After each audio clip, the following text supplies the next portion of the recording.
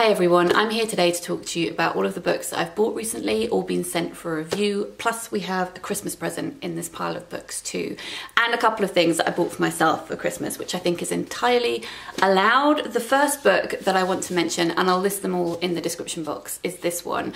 I've actually spoken about this in a reading vlog. I had a proof of this, and I'll link that reading vlog in the description box if you would like to hear me talk about the beginning of this book, which is You Will Never Be Forgotten by Mary South. It's a short story collection. I was loving the stories. It has kind of a Black Mirror feel to it. In fact, on the back, O Magazine says, "Imagine Black Mirror by way of Karen Russell," and Karen Russell is one of my favourite short story writers. I wanted to get my hands on a hard cover of this, so I've passed on the proof copy to somebody else. This is a stunning cover, and it's designed by Nina Subin. Actually, sorry, the image is by Nina Subin because I think it is the author photo, and then the design is by Keenan. So they have pixelated her author photo to make this image on the front, and I think that it's really striking. Another short story collection that I've purchased was one of Kendra's favourite books of 2020. I'll link Kendra's channel in the description box down below. This is The Secret Lives of Church Ladies by Deesha, Philyaw, and this is a short story collection of 9 black women and girls who are daring to follow their desires in pursuit of a momentary reprieve from being good.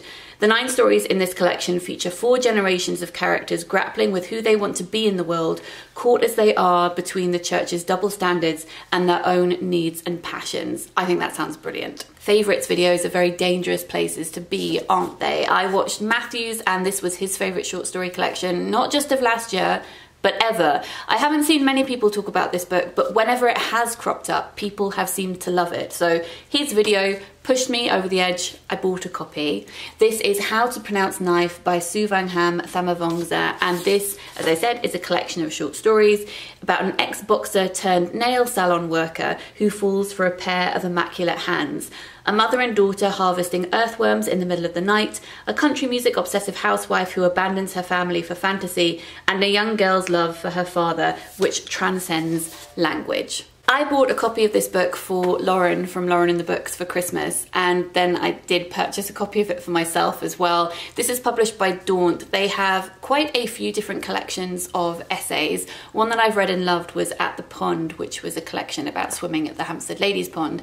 This is an essay collection focused on food, and it has essays in here by Ruby Tando and Nina Mingya Powles, and I love both of them, and I'm sure I'll discover other work in here that I'm going to fall in love with, other books to track down. This is In the Kitchen, Essays on Food and Life, and Nigel Slater says it is a delightful collection of original, vibrant and heartwarming writing. I'm sure it's going to make me hungry too.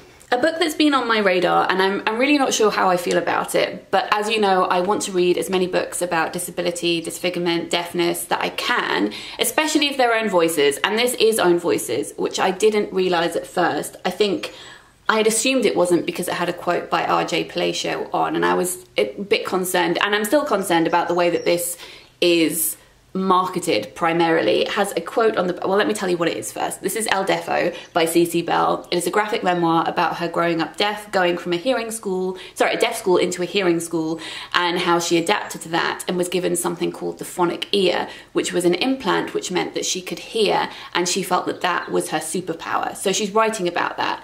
And obviously everybody experiences disability, deafness, disfigurement in different ways, and we're all not going to agree with each other. But as I said, the way that this book is packaged feels patronizing to me. There's a quote on the back which says, "Even with a hearing aid turned off, you hear Cece's universal plea for acceptance, friendship and happiness." It's a weird metaphor to use, is it not? Even if you were deaf, you could hear that Cece wanted to fit in. It just feels so off to me. It is a very complicated issue. I know people experience deafness in different ways. Some see it as a disability, some don't. Some see it as, or have to see it as, part of themselves and their lives and welcome that. Some want to fix it. There are lots of different ways that we can feel about these things, but the inspiration superhero terrible metaphor on the back just makes me feel rather uncomfortable. But I'm going to read this and then I will talk to you about it. This is a proof copy that was sent to me from Fleet. This is Slug and Other Things I've Been Told to Hate by Hollie McNish. I think this is a mixture of poetry And prose, the quote in the front says, "For my grandmothers, who'd most likely have disowned me for most of what is written here." She writes very honestly about motherhood, and I have enjoyed her writing immensely. I filmed a video with Hollie McNish, which I will link in the description box down below. That was filmed a couple of years ago. I love her. Languages Are Good for Us by Sophie Hardach is one of my most anticipated releases for 2021. I spoke about this in my most anticipated books video, which I'll link in the description box down below, but it's essentially about the importance of learning languages and how historically that's always been very important. It's a series of essays. I love Sophie's writing. This is a short story collection which I've been sent for review called The Earth, Thy Great Exchequer, Ready Lies. I'm not a huge fan of that, that title, but the stories in here sound intriguing. A lot of them are to do with climate crisis. Some are historical and some are not. One is about a mine owner who dreams of harnessing all of nature to the machinery of commerce. One is about two ladies of a certain age who hunt rare butterflies in a pre-First World War Europe, who are already experiencing the first bites of biodiversity loss. And one is about a climate campaigner who must choose between personal happiness and political action. Another climate crisis novel is The Last Bear. This is a middle grade book. This is a proof. The finished copy is going to look like this. It looks stunning. It's by Hannah Gold, and it's giving me His Dark Materials vibes, even though this is for a younger age group. I think the cover actually looks like that. You will have seen what am I talking about, because I'm going to have inserted the cover. But it says, set against the stark landscape of the Arctic, Hannah Gold's astonishing debut is a timeless adventure, a battle cry for the environment, and a powerful celebration of the love between a lonely child and a wild animal, bear. Part ghost story, part crime thriller. This is coming out from Head of Zeus in April, and I've been sent a proof copy. This is the press release. It says, a body has been uncovered in a mudslide just outside of Andweston. In the pub, they talk of murder. But Dan, sometimes mechanic, constant drunk, is finding it hard to sift through his jumbled memories. Watching him from the dark is Lorna, a lost soul who's living in the woods, haunted by ghosts and a vision from her childhood. A cold boy standing alone in a field. Speaking of the woods, this beautiful book was gifted to me by Mercedes for Christmas. This is October by Katya, Balen.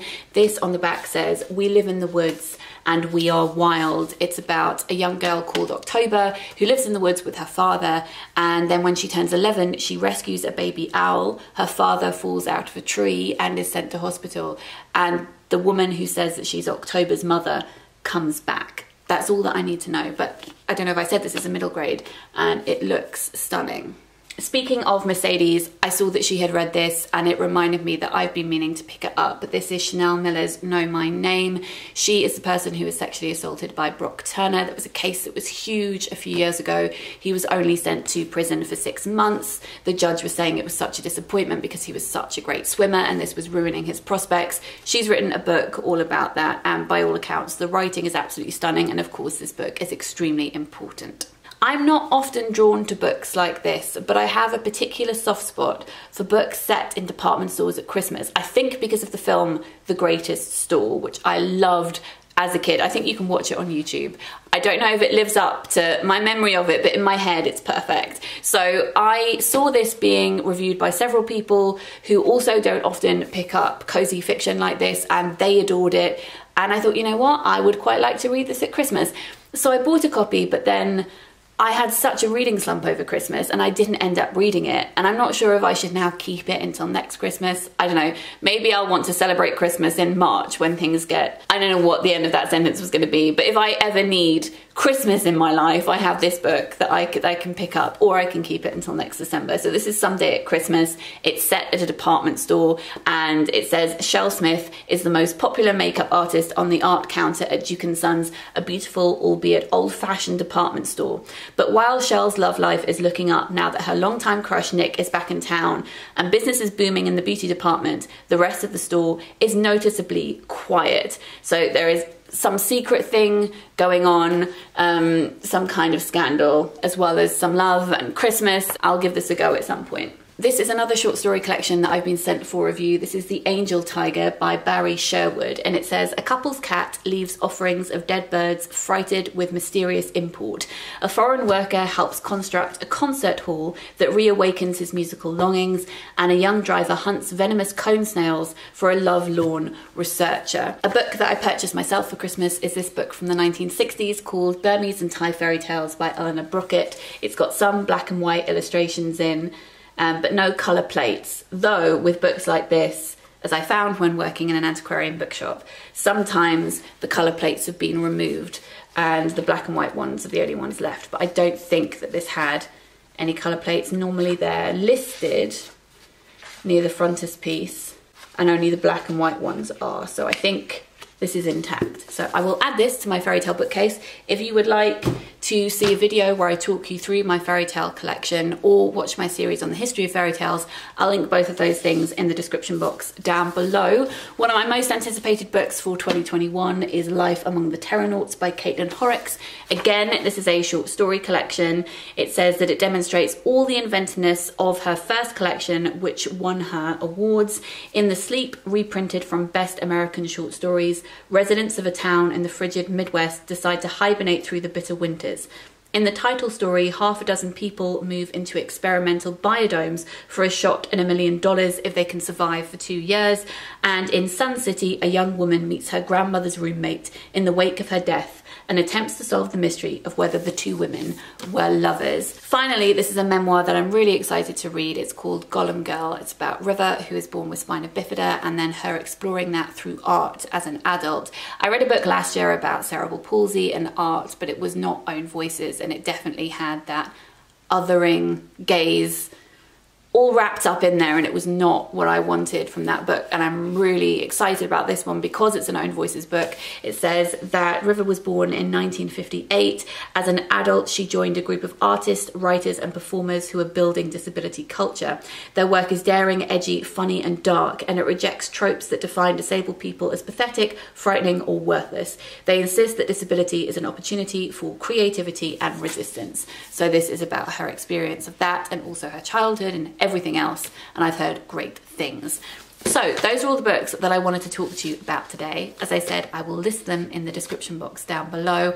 I would love to know if you have read any of these, and if so, what you thought of them. I will be back with another video very soon, sending lots of love to you all.